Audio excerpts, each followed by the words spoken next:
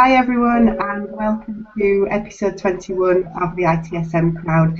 Today we're joined by two really special guests. We've got James Gander from Gander Service Management and the infamous, famous IT Skeptic, Rob England. So what we're going to talk about today is DevOps, which is a subject that we've touched on in previous episodes.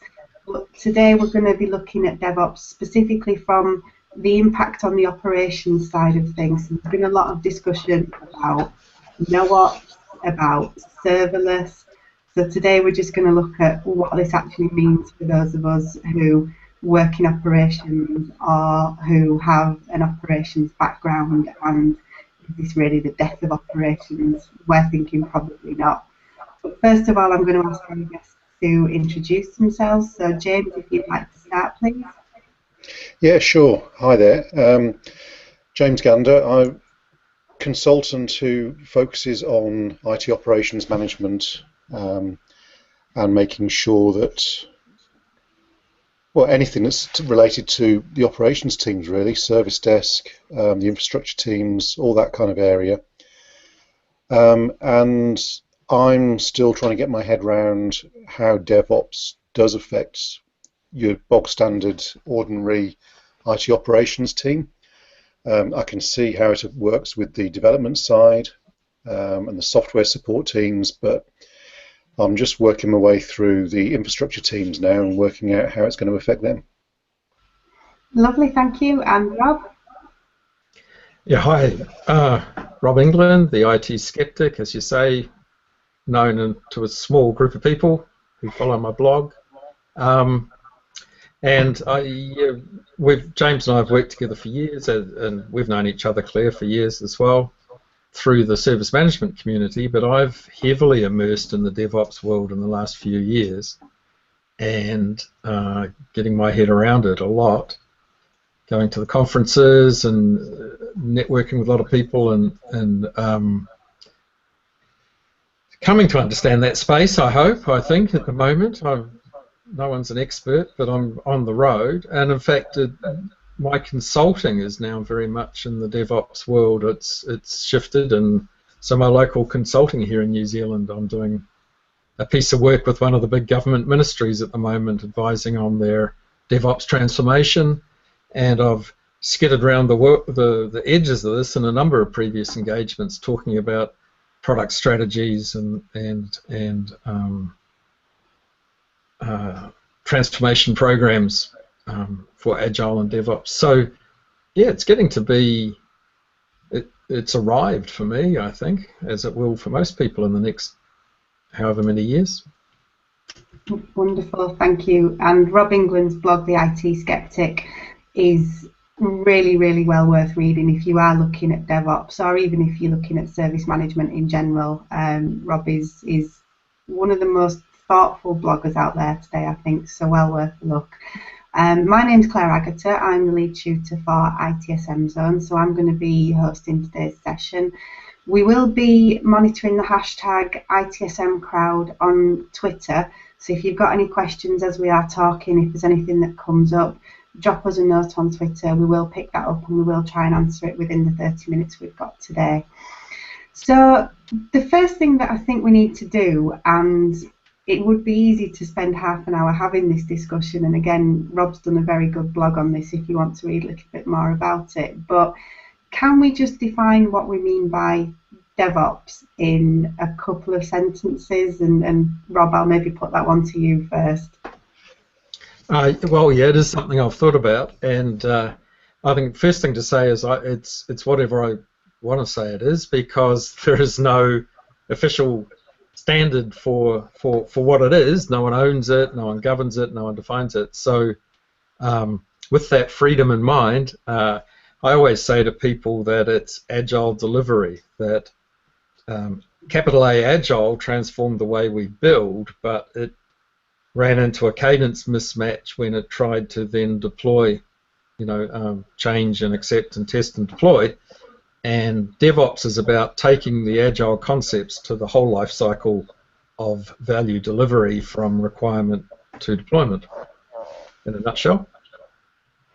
That one sounds good to me. James, what what encapsulates your view of DevOps? I'm not sure I've got a view at the moment, so I'm still trying to get my head around it. I'm reading a lot, not as much as other people maybe, but I'm going through things. I'm talking a lot to Rob. He's probably getting bored of it now. I'm going out to Does 16 in San Francisco in November to try and get my head around it a bit more. So to me, it's still that. I know people talk about unicorns and DevOps, but to me, it is still that mythical beast that hasn't really impacted my area of IT. It's very much the development side, very much the software support side, and my area of infrastructure tends to have been left out of it a fair bit. So it's now coming, it's going to hit me at some point. So I'm still trying to get my head around it. Okay, that's good, thank you. And from my perspective, you know, DevOps kind of does what it says on the tin. So it is more about collaboration between Dev and Ops, which should ultimately enable faster flow. And there's a big technology piece there as well in terms of bringing in a lot more automation. But for me, it's about the fact that for so much of my IT career, I've worked in organisations where, you know, maybe devs even in a completely separate part of the building, not engaged in operations, and it's the kind of the throwing stuff over the wall on a Friday night and leaving other people to clean up your mess. If we can fix that situation with DevOps, then, you know, that's awesome for me, because that would have made a lot of the work that I've been involved in my career a lot easier. So the first kind of question that we wanted to think about was, what does DevOps mean for ops? Because you do see things on Twitter and things in blogs about, well, if we develop things well enough, we can get to a state where we have no ops, or we are serverless because the infrastructure side of things is just completely irrelevant. So that's my first question to you both, is, you know, what do you think the impact of this on operational roles is going to be? If I can start off there, I don't see how it can be no ops, because while you may not have any infrastructure within, or server infrastructure within the house, somebody somewhere has to be keeping an eye on what's going on with your cloud-based servers. You know, I mean this in the nicest possible way, but I've met developers who couldn't really care less what the tin's doing, and you get an awful shock when it comes to the monthly bill, when there's 15,000 AWS servers all stood up, half of them doing nothing because nobody could be bothered to decommission them at the end of doing some testing or development. You've got the guys who've got to look after the network to make sure that's stable and delivering what needs to be done. You've got some sort of service desk type environment that's still got to be there, because even if the team that is developing and supporting are keeping an eye on things, they're not going to pick up everything through monitoring. I've never met anywhere that picks up everything through monitoring. So you still need that interaction with your end users, be they external, internal, whatever. So it's that side of things that I think operations are still going to be doing. They're still going to be doing capacity management to some extent. They're still going to have to be making sure the monitoring is working to some extent. But I think that's going to change hugely compared to how we do it now, where it's, you know, polling every 1 to 5 minutes. That's probably too long within a normal DevOps environment. It needs to be seconds, and it needs to be enterprise wide rather than server focused or network focused or application focused.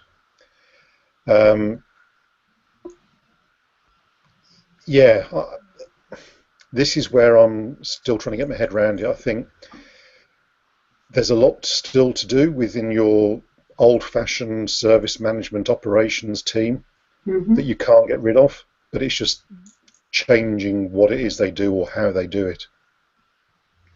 Absolutely right. Yeah, the whole no-ops thing, I think, has been fairly thoroughly discredited and of course misquoted too. So I think it was Adrian Cockcroft who came out with it originally, and you know, he didn't mean that operations was going to go away, but it was certainly picked up by people to mean that. And you're quite right, James. Those functions will just be different in what they watch and how they work, but someone still has to look after all of those things, as well as compliance and service level monitoring and a bunch of others as well, right? So operations will continue to exist, but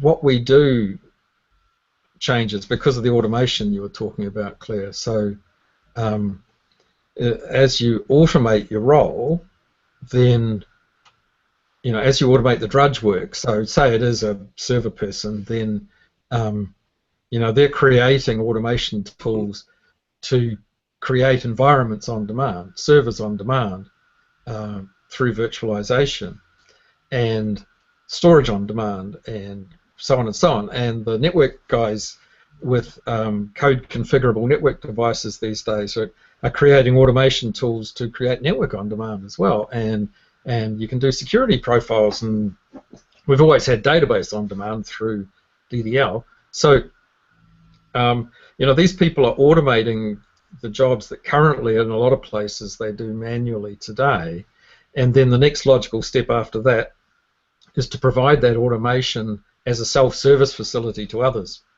So you automate out the boring stuff you do, and you don't even push the button, you then give the button to someone else so that developers can provision environment on demand. By pushing a button, they can provision an Oracle server when they want one, and so on.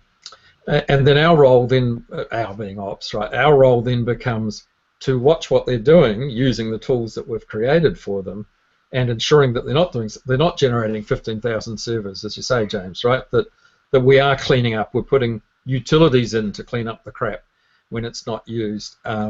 We're monitoring the usage, and we're charging back to the build teams the costs of cloud, if it's non-trivial, to control the amount that they do, and all that sort of thing. So we go from a doing role to a tool-making role to provide what we used to do as tools to others, and we move from an active role to a supervisory role, checking what's going on and putting controls into that automation engine that we're building in order to ensure that things don't happen that we don't like. Yeah, just as you were saying that then, Rob, you know, standing up another Oracle server when it's needed. Something that hadn't even dawned on me until you said that was license management. That would, I mean, that I could see being a huge issue with less control, shall we say, than you would ordinarily have in a normal IT house. Yeah, I challenge the less control, right? I think DevOps in a lot of ways introduces control. Yeah, right, because the only way you can do these things is through the automation engine. So, you know, when people first hear DevOps, sometimes they visualize that means we're going to give the devs root access, or we're going to give the devs, you know, whatever these powers. But in fact, we're not. As I say, we're creating tools to allow them to do things, but the only way to do it is through our tool. So, for example, if they provision an Oracle server on demand, then part of the configuration management, the automation embedded in there, is to track the licensing.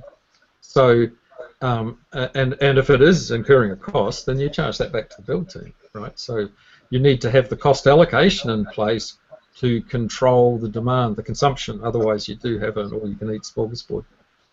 But it's not just the cost allocation, it's also when you're starting to consider going down the DevOps route, making sure that you've got the right kind of licensing in place so that you don't get stopped when you've reached X number of licenses, but you can do a true up later. Yeah, absolutely. Absolutely.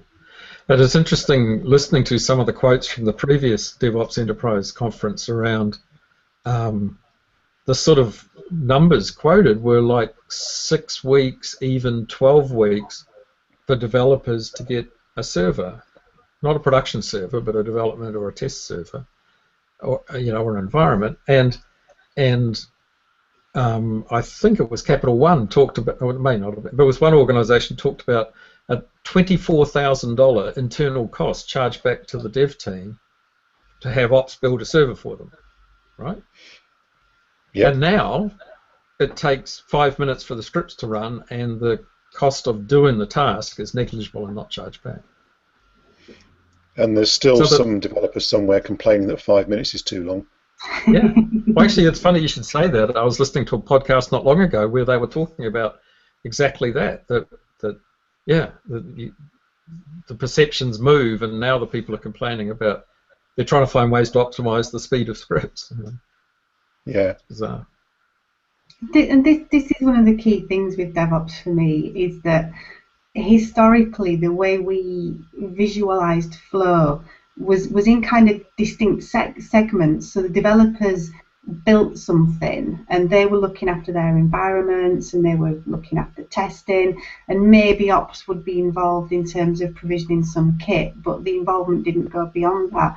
So there was this build phase which was distinct, and then it moved into run, and the quality of that handover from build to run dictated how well that transition went. Whereas now in the DevOps environment, Dev and Ops are working so much more closely together, and it's a piece of software or an application or a service isn't finished at the end of some build phase. It continues to be improved, and it continues to develop iteratively and incrementally. And what Ops is doing is enabling Dev and working with Dev and giving Dev feedback and helping them to improve what they've done.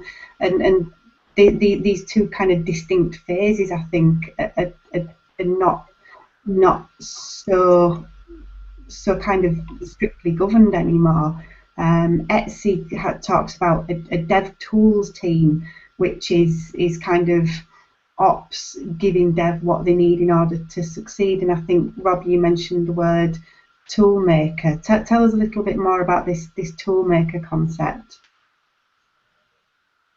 I think it's the future for all of us, that there's this basic principle that you should automate the standardized, repeatable units of work that you do. And more we'll hear that emphasized no matter what we do. Developers and operations people, devs are building automation to automate out many of the manual tasks that they do as well. And that's just a basic principle going forward, is that we haven't done anywhere near enough automation in our industry in the past, and the tools are getting better and better to do that. So we're all, to one extent or another, automating, and as we do that, as I say, we should go that extra step to self-service, where we say, well, you don't need to come and ask me for it anymore. I will enhance my automation to the point where I've got the controls I want in it, and I'm happy to turn it over to you to push the button yourself. So if you want an Oracle server, you fill in this online form, or you issue this command from a script, and you got yourself a server, because I've built an automation tool that I trust to build servers for me. I've got all the controls I want in there, and so particularly for ops, but for everybody, if you're not a code hacker now, you're going to become one, right? And to some level, we all need to learn some development skills. It's one of the things that, it's one of the crossovers when we do get closer between dev and ops.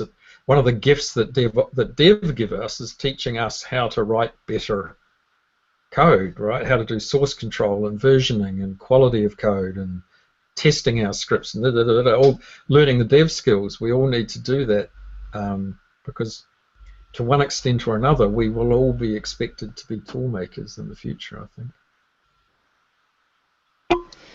So with that in mind then, when you're helping organizations to start on the journey of moving to DevOps, do you ever get that moment of realization from CIOs that they're going to have to invest money in automation tools or scripting or whatever it might be before they can go down this route of DevOps, which presumably they've imagined is going to save them time and money.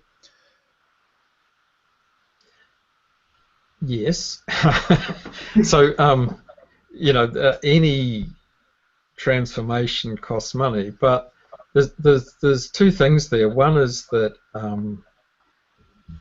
a lot of this stuff isn't expensive, so a lot of these tools are open source, so that you can initially, just stand them up with no investment, and it's only as you scale up their use and make them more mission critical in your organization that you then go out and get the support contracts around them and get the enterprise level versions of the products, or not, right? So Yep. a lot of organizations are running these tools at zero cost, zero license cost. I mean, there's all the internal costs of having the skills for the tool and the support of the tool and so on, but so there's a skills thing, there's a big skills thing which is an investment. There is a saving as well, but one of the things that I've learned and that I push to my clients is, the old better, faster, cheaper, the triangle thing. We do get all of those, but we don't want to pursue saving money. It was like in the ITSM days, people would say, come and do ITSM for me because I want to, lay some people off and save some money. And it was like, no, if I come and look at your ITSM for you, I'm going to uncover all this stuff you're not currently doing that you ought to be doing. And I'm going to make things better, but I ain't going to make them cheaper. Mm-hmm. In DevOps, we do actually make things cheaper, but we make them cheaper because we made them faster and because we made them better.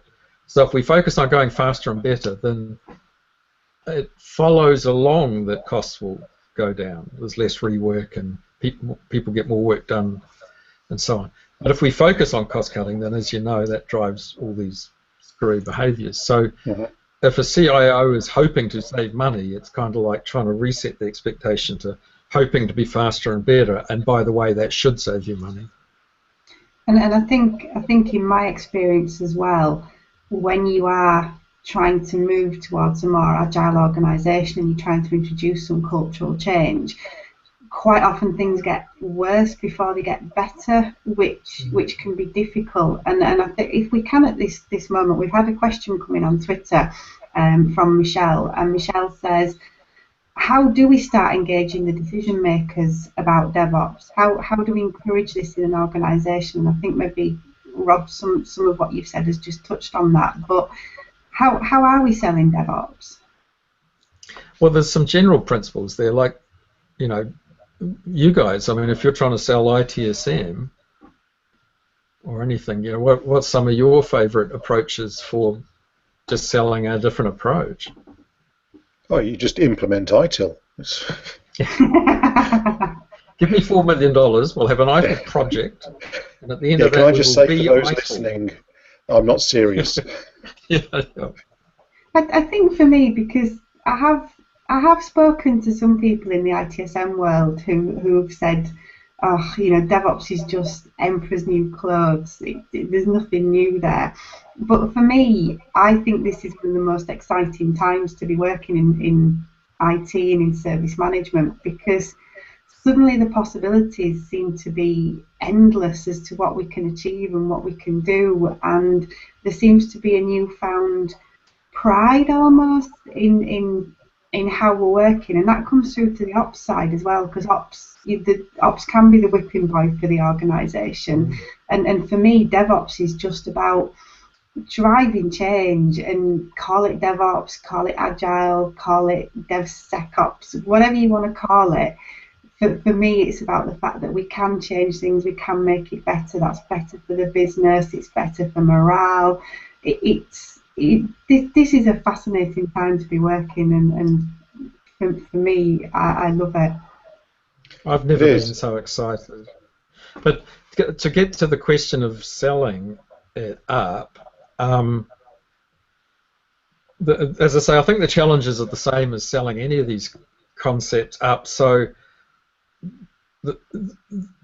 partly they've got to make a leap of faith. They've got to hear enough about it to decide that this is the way forward. And one of the arguments there is, well, do you think it's working at the moment?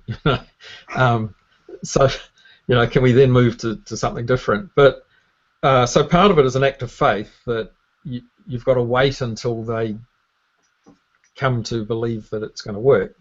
In the meantime, you can do guerrilla stuff and show some stealth wins in the organization. You can also try and persuade them to do an experiment, because DevOps is all about experimenting anyway. So say, hey, let us just peel off this one new little system we're building over here, or we're doing a digitization in our business. You've been to Gartner and you've drunk the Mode 1, Mode 2 Kool-Aid, and you want to do a digitization of the business. How about that new digital team you're standing up? We get them to do this DevOpsy stuff because they're greenfielding anyway, and we can learn from that. And that's another way to sell it up, because they go, oh yeah, whatever, you know. And so you can experiment with this stuff over in your digitized Mode 2 stuff. But ultimately, you need to show some wins and then get them to get on the bus, right? And until they do, until you've got that sort of exec support, then like any of these things, it's very challenging until they're convinced. But once they are, of course, then that opens the floodgates. So I talk about you know, stages of evolution of an organization absorbing the stuff, where there's an experimental phase, and then there's an incubation phase where someone in power says, that's good, turn it into something that fits our whole organization, you know. And you know, once you've got that moment, you're away. But surely there's the value to any organization, even if they're not going to go down the DevOps route, of adopting some of the DevOps principles. So, you know, the automation of server provisioning. If you can do that, then immediately you're saving time, you're increasing or reducing the cost to the organization for turnaround, for monitoring, thinking enterprise-wide monitoring rather than just in silos. All of it, really. I mean, if you can start thinking that in that way, you're going to be saving time and money, even if you don't go down the whole DevOps route. That is completely true. There's a blog post I'm about to release about how there's really two kinds of DevOps. There's one set of principles, but how we act them out and what we're shooting towards is different. If you're a unicorn, a startup, then you're greenfielding and you really want to end up being a unicorn, right? But if you're a legacy organization, then you're exactly right, James. What you're doing is taking these DevOps principles as an optimization exercise to say, how can we do all these things better? And we're not necessarily, it's going to take decades before we ever completely transform ourselves into a unicorn. But in the meantime, as you say, we can optimize this and that and that and that. We can improve a whole lot of things that we do. And I think that's that grassroots thing, right? So, you know, we had a DBA who just sort of out of nowhere popped up and said, hey, I've automated the migration of databases between environments here, here, and here. You know, and oh, all right, you know, so now, as you say, that delivers value back and that frees resource up, and everyone's going, hey, be like Bill, you know, do what he did. That's good. Yeah, I mean, I can think of a sysadmin who has he's scripted server decommissioning. So all people have to do is fill out some fields on a spreadsheet, press a button, and it all happens, including raising the change records, the whole tidy up and everything. So there's a huge amount of value in doing it. It's just a different mindset to the way we've always done it. And also the cultural stuff that you alluded to, Claire. I mean, we can do a lot to transform the way we think and act and work, you know. So the automation pays off, the cultural stuff pays off, the lean thinking pays off in terms of optimizing flow. Yeah, and I think that's another thing to explain to legacy organizations, is that it's an evolution, not a revolution. You know, so there's a few organizations out there that are tearing everything up and starting again and reorganizing everyone and because we're now going DevOps, and We all know how well that works, right, historically. So, you know, there is a way that we can do this in an incremental manner and still move surprisingly rapidly towards a transformation of the organisation. Absolutely. We're coming to the end of our time now, so there's just one more thing that I want to touch on briefly, which is just to get an opinion from both of you. For the ops people who are watching, if you were working in ops right now, what's the one thing that you would recommend for them to do? What should ops people be doing to kind of take advantage of this? Apart from going on training that Rob provides. Well, actually, there's a message for ops people, because you said about people saying, "Oh, this is just the same old," and it's absolutely not. And I've got a presentation, How DevOps Does Your Head In, which talks about all those really far out concepts that DevOps is challenging us with. And one of those is get out of the way. Right? So if you're in ops, then you've got to look at the flow of value from requirement to deployment, the flow of value of change into the organization, and you need to be accelerating that flow, and you need to get out of the way of that flow. So, you know, I love telling change managers that a change manager's role is to ensure that as much change happens as fast as possible, which does the head in of most traditional change managers, right? So if you're an ops, you need to flip your thinking towards how am I helping accelerate the deployment of value? Because if I'm not, then you're going to come under a great deal of scrutiny in the near future in terms of your impediment of value in the organisation. So that'd be the first thing. Get in the gang. You know, get close to the dev and see how you can help them, not obstruct them. And James, any thoughts from you? Yeah, very similar. It's look at what you're doing and find out how you can make it quicker and easier, both for everybody else and yourself. Now, it's very easy to discount DevOps as something that happens in other organizations because we don't do in-house software development here, so why is it going to affect me? But marketing departments are going to crack onto this, and they're going to go, well, if people with in-house software development teams can do it, why can't we have our new website up and running within half a day or within 5 minutes? There's going to be lots of different departments who want things to be happening quicker because they've heard of DevOps, because we can't keep these things secret for too long. And they're going to have to learn how to do these things quicker, easier, and with less impact on their social lives. Yeah, that's everybody in IT enjoys going for a drink, and you don't want to be called out because something you did quickly has gone wrong. So learn how to do it quickly and better. Well, yeah, absolutely. And I think my kind of thoughts as well would be just start reading. You know, this is an exciting time, and I think when you stop learning, you are stagnating. So reading Rob's blog, there's a lot of other blogs out there, just starting to absorb some of these concepts and think about what they might mean for your role.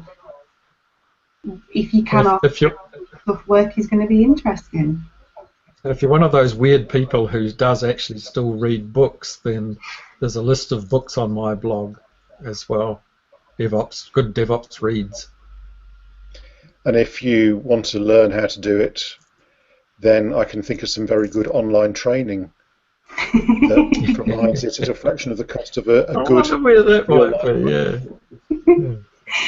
I think DevOps training might be a topic for another day.